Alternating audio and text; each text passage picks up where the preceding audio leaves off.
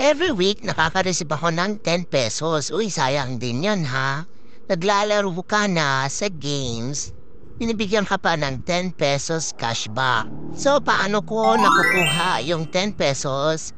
Doon sa mismong GCash natin, merong mga games doon. And then, yung nilalaro ko kasi yung sa playtime.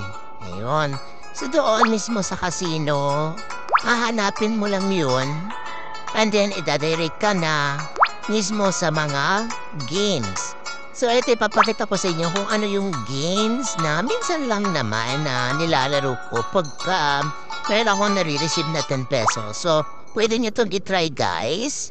So, gawin nyo lang pong alibangan. Huwag seryosohin, ha? Kasi kailangan maging responsible po tayo sa ating mga nilalaro. Kasi mabilis po ang pera dito. Pero swertihan lang din naman kung talagang manalo ka, diba? Malaki din kasi ang balik. So, ito guys nakakatuwa maglaro dito. So, kapag talo na ako, nag-i-stop na ako. So, control lang tayo dito guys Kaya pag may free na 10 pesos, saka lang ako naglalaro. Good luck. Good. And then a blue. You never know with these spins. Your guys' surprise